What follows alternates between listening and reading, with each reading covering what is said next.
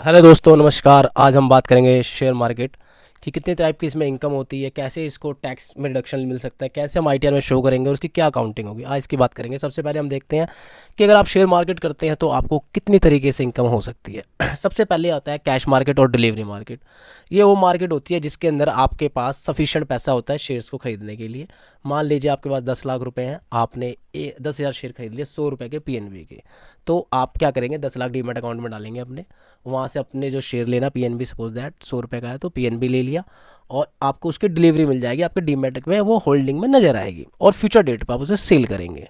ठीक है दोस्तों। दूसरा तरीका होता है इंट्राडे ट्रांजेक्शन। इसमें क्या होता है, इसमें कॉस्ट कम आती है बट इसमें क्या होता है कि जो भी आप परचेज करते हैं, अगर आपने सुबह परचेज किया है तो शाम होने से, जब मार्केट क्लोज होने से पहले आपको उसको सेल आउट करना पड़ेगा, जिसे हम square of net market net transaction जिसे कहते हैं, कि आपको सेम डे में वो ट्रांजेक्शन कंप्लीट करनी पड़ेगी। सिमिलरली अगर आपने मॉर्निंग में सेल किया है तो इवनिंग तक आपको, जब तक मार्केट क्लोज होती है, आपको परचेज करना पड़ेगा। ठीक है दोस्तों। तीसरी तरीके की इनकम होती है जो फ्यूचर एंड ऑप्शन ट्रांजेक्शन्स होती हैं, जिसके थ्रू हमें इनकम होती है। इसमें क्या होता है, इसमें फ्यूचर के जो कॉन्ट्रैक्ट्स होते हैं, फ्यूचर वीकली एक्सपायरी हो सकती है, मंथली एक्सपायरी हो सकती है और मैक्सिमम ये 3 मंथ्स के कॉन्ट्रैक्ट के ऊपर चलता है।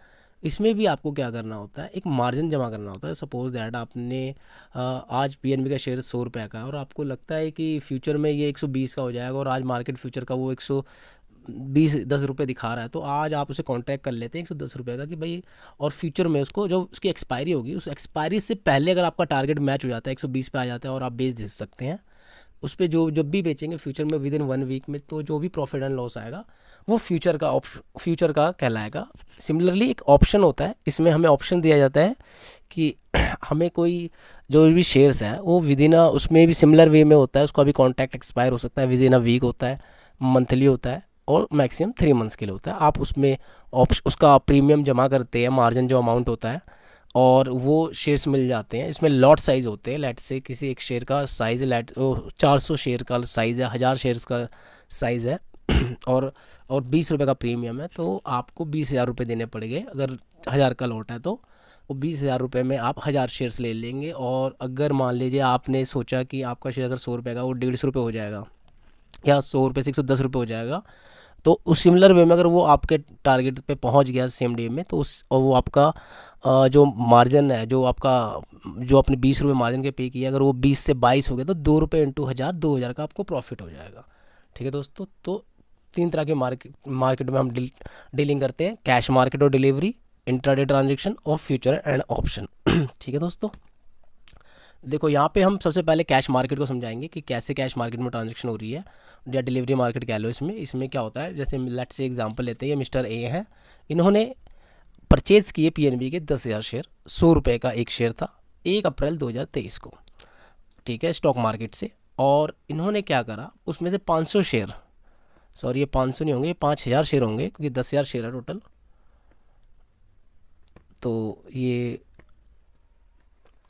तो मिस्टर ए ने 10,000 शेयर्स परचेज किए 1 अप्रैल 2023 को, 100 रुपये ईच, तो 10 लाख की इन्वेस्टमेंट हो गई। उन्होंने इसमें से 5,000 शेयर 31 दिसंबर को सेल कर दिया। 31 दिसंबर मतलब सेम पीरियड में, विद इन 9 मंथ्स के अंदर। तो अब उन्होंने, और उसके बाद उन्होंने जो बाकी 5,000 शेयर रिमेनिंग रह गए थे, उसको 25 अप्रैल 2024 यानी 1 साल बाद 150 रुपये का जब प्राइस हो गया तो बेच दिए। तो अब इसमें हमें उनका प्रॉफिट जो निकालना है वो ऐसे निकलेगा कि टोटल इन्वेस्टमेंट उन्होंने 10 लाख करी, जब 31 दिसंबर को बेचे तो उन्होंने कैसे बेचे, 130 रुपये के बेचे शेयर, इसमें से 100 रुपये उनकी कॉस्ट थी, तो 30 रुपये पर शेयर उनको प्रॉफिट हुआ और टोटल शेयर बेचे 5,000, तो 1.5 लाख का प्रॉफिट हुआ उनको 9 महीने के अंदर, जो कि हमारा शॉर्ट टर्म कैपिटल गेन कहलाया। और सिमिलरली जो अप्रैल में उन्होंने 150 जो 5,000 शेयर बेचे 150 रुपये के हिसाब से, उस पर उन्हें 2.5 लाख रुपये का प्रॉफिट हुआ। ठीक है दोस्तों, इसको हम लॉन्ग टर्म कैपिटल गेन कहेंगे। आगे मैं बताऊंगा कैसे शॉर्ट टर्म और लॉन्ग टर्म डिसाइड होता है। तो शॉर्ट टर्म कैपिटल गेन कब होता है, जब हम सेल करते are made within 12 month from the date of purchase of shares. अगर आपने 1/4/2023 को शेयर्स परचेज किए थे और अगर सेल डेट आपकी ऑन और बिफोर 31 मार्च 2024 यानी विद इन 1 ईयर के अंदर है, तो आपको शॉर्ट टर्म कैपिटल गेन, और अगर लॉस हुआ है तो शॉर्ट टर्म कैपिटल लॉस कहलाएगा। जैसे कि हमारे एग्जांपल में 1.5 लाख हुआ था, जो कि 31 दिसंबर में ट्रांजैक्शन हुई थी। ठीक है दोस्तों।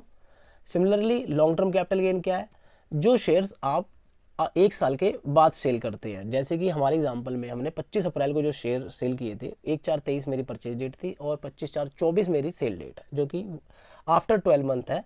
तो इस केस में मुझे जो प्रॉफिट होगा या जो लॉस होगा वो लॉन्ग टर्म कहलाएगा। तो हमारे केस में 2.5 लाख रुपए जो है वो लॉन्ग टर्म कैपिटल गेन और लॉस है। ठीक है दोस्तों, लॉन्ग टर्म कैपिटल गेन है। उसके बाद हम इनकम टैक्स में क्या करेंगे। अब इनकम टैक्स क्या कहता है, अगर आपका शॉर्ट टर्म कैपिटल गेन हुआ है, जैसे कि हमने देखा 1.5 लाख रुपए, और क्योंकि ये लिस्टेड सिक्योरिटीज़ होती हैं, इस पर हमने एसटीटी पेड किया होता है, तो हमें 15% फ्लैट रेट लगता है टैक्स का। ठीक है दोस्तों, और जो लॉन्ग टर्म होती हैं उसके ऊपर 10% टैक्स लगता है विदाउट इंडेक्सेशन और 20% लगता है विद इंडेक्सेशन।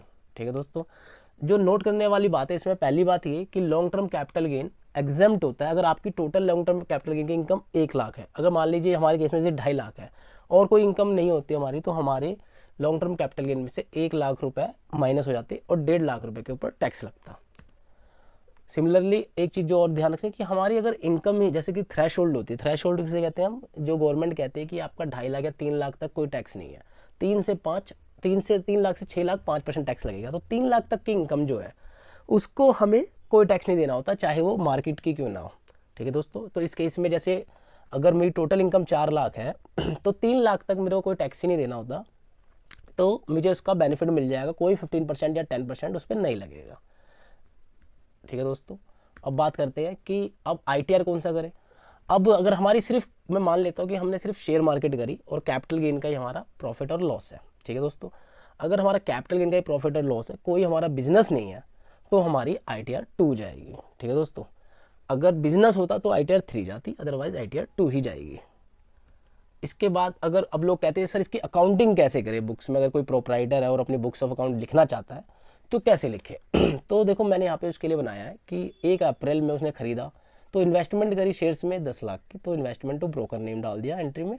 दूसरा, ब्रोकर के अकाउंट में पैसे डालेगा फिर वो, तो ब्रोकर पहले, बल्कि ये ट्रांजेक्शन होगी कि ब्रोकर के अकाउंट में पहले पैसे डालेंगे फिर इन्वेस्टमेंट होगी शेयर्स में। ठीक है दोस्तों, सिमिलरली जब सेल करेगा वो, तो ब्रोकिंग अकाउंट में हमारे पैसा आएगा, फिर हम ब्रोकिंग अमाउंट से अपने बैंक अकाउंट में ट्रांसफर कर लेंगे।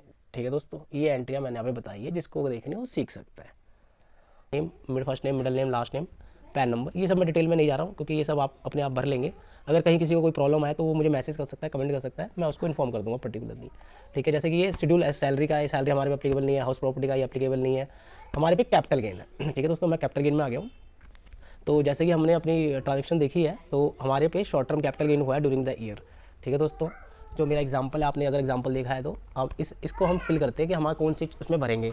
ये जो शेड्यूल है कैपिटल गेन का, इसमें सबसे पहले जो शेड्यूल है शॉर्ट टर्म कैपिटल गेन, ठीक है, इसमें फ्रॉम सेल ऑफ लैंड और बिल्डिंग, तो मैंने लैंड और बिल्डिंग में कोई ट्रांजेक्शन नहीं करी है।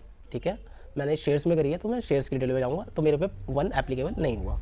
सिमिलरली जब मैं सेकंड पे आता हूँ तो आता है from sale of equity share और unit of equity oriented mutual fund और unit of business trust on which STT is paid, मतलब लिस्टेड सिक्योरिटी पे जो हमने ट्रांजेक्शन करी है उसकी डिटेल यहाँ आएगी, उसकी भी डिटेल वहाँ आएगी, वो भी कौन सी, जो आपके लिए शॉर्ट टर्म होगी। ठीक है दोस्तों, तो मैं यहाँ पे from sale of equity share में डाल देता हूँ unit of equity STD paid में full value of consideration. Full value of consideration मतलब कि जितने का मेरा सेल अमाउंट है।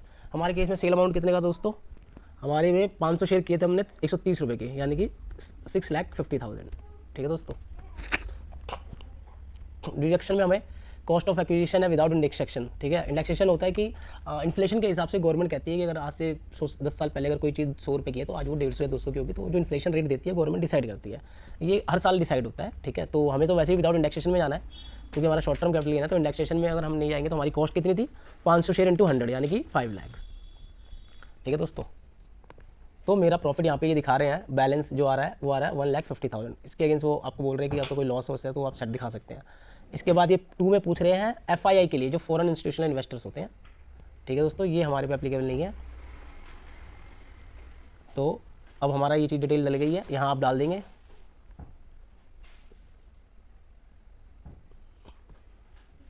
ठीक है दोस्तों, अब इसके बाद हम चल सकते हैं आगे। ये लॉन्ग टर्म कैपिटल गेन है, अगर आपको डिटेल में देखना है तो मैं एक करके सारे पॉइंट्स बता देता हूँ, एक्सप्लेन कर देता हूँ। ये हमारा पहले सबसे पहले लैंड एंड बिल्डिंग के लिए था, फिर ये इक्विटी शेयर्स के लिए था। ठीक है, और इसके बाद from sale of equity share है, ये पार्ट 2 में भी है। ठीक है, फॉर एफआईआई लिखा है, ये जो फॉरेन इंस्टीट्यूशनल इन्वेस्टर्स होते हैं। उसके बाद अगर आप देखेंगे फिफ्थ कॉलम आ जाता है from sale of asset other than A1 2 3 4, ऊपर के जो एसेट्स है उसके अलावा कोई है तो, ठीक है दोस्तों, वो हम पे है नहीं। Amount deemed to be short, कुछ केसेस में जो डीम्ड होते हैं वो डिटेल डालनी होगी यहाँ पे। जैसे यहाँ पे लिखा हुआ है कि अमाउंट अनयूटिलाइज कैपिटल गेन, जैसे कि आपको पता होगा जो प्रॉपर्टी केस में होता है ये बेसिकली, हम इसको स्किप करते हैं ताकि नहीं तो हमारी वीडियो लंबी हो जाएगी, ठीक है दोस्तों। अगर आपको इनमें से कुछ डिटेल पूछनी हो तो आप मुझे मैसेज कर सकते हैं, कमेंट कर सकते हैं। अभी मैंने सिर्फ कैपिटल गेन का टॉपिक लिया है, वो भी स्टॉक मार्केट का, तो मैंने आपको बता दिया शॉर्ट टर्म की कहाँ डलेगी, ठीक है। अब आप कहोगे जी सर मेरे को तो during the year long term capital gain हुआ है, तो उसके लिए शेड्यूल 112 है, ठीक है दोस्तों। यहाँ पे ये शीट खुल जाएगी, यहाँ पर आपको यहाँ देखना है कि आपने क्या करना है। आफ्टर 31 जनवरी 2018 शेयर्स लिए हैं कि आपकी होल्डिंग पुरानी है, क्योंकि लॉन्ग टर्म कैपिटल गेन तो आप कितने भी ईयर्स के लिए रख सकते हैं शेयर्स, ठीक है दोस्तों। तो मैं ये मान लेता हूँ कि हमने जो 1/4/23 को खरीदे थे ना, तो हमारे लिए ये आफ्टर 31 जनवरी है, मैंने यहाँ सेलेक्ट कर लिया। ये आईएसएन कोड वगैरह की डिटेल डालने की जरूरत नहीं है, नंबर ऑफ शेयर्स की डिटेल डालने की जरूरत नहीं है। यहाँ पे वो सीधा पूछता है full value of consideration, please enter full value of consideration. तो हमारे केस में अगर मैं एग्जांपल मान लेता हूँ कि अगर हमारा लॉन्ग टर्म कैपिटल गेन होता पिछले साल में तो हम कैसे डालते, तो अगर मैंने जैसे एग्जांपल लिया था, अगर आप एग्जांपल देखेंगे तो मैं आपको दोबारा दिखा देता हूँ। ये है वो शेयर्स, ठीक है, जिसमें 10 लाख के शेयर जो मैंने खरीदे थे 10,000 शेयर 100 रुपये में, 5,000 मैंने बेच दिए थे 31 दिसंबर को, और उसके बाद बेचे थे 25/4/2023 को, 24 को, सॉरी ये 23 हो रखा है, 24 होएगा, क्योंकि एक साल के बाद बेचे हैं, तो मेरे को जो कैपिटल गेन हुआ था 150 रुपये के हिसाब से 2.5 लाख रुपये का, ठीक है दोस्तों। इसको हम एग्जांपल जो हमने लिया था इसको हम ITR में कैसे दिखाएंगे। मान लेते हैं कि अगर हमने शेयर्स 1/4/23 के जगह 1/4/22 को खरीदे होते, यहाँ जो हमने शेयर खरीदे अगर 1/4/22 को खरीदे होते और 23 में बेच रहे होते तो हमारा कैसे होता, ठीक है दोस्तों। तो मैं ये एग्जांपल लेके चल रहा हूँ आप लोगों के लिए। तो हमें क्या दिखाना होता कि हमने बेचे कितने में, तो हमारे कितने में बेचेंगे 150 रुपये के 500 शेयर, तो 15/25 7.5 लाख रुपये के आपने ये यहाँ पे शेयर्स बेच दिए, 7.5 लाख रुपये के, 7,50,000, ठीक है दोस्तों। अच्छा यहाँ पे 2 कॉलम है, 2 रो डली, यहाँ पे 7,50,000 मैं यहाँ डाल देता हूँ, और मेरी इसको खरीदने की जो कॉस्ट थी 100 × 500 यानी कि 5 लाख, यहाँ पे कॉस्ट डलेगी 5 लाख, ठीक है दोस्तों। ये मैंने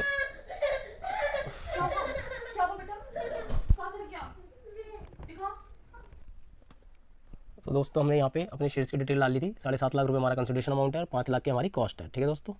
तो ये हमारे जो हो गया 5 लाख रुपये, तो 2.5 लाख रुपये का हमारा लॉन्ग टर्म कैपिटल गेन बन गया, ठीक है दोस्तों। ITR 2 में यहाँ पे शो हो गया। अब उसके बाद हमने कहा था जैसे 115 जो हमारे पे एप्लीकेबल मैं वो नहीं बता रहा हूँ आपसे, ये वर्चुअल डिजिटल एसेट्स का है, क्रिप्टो करेंसी वगैरह का। ये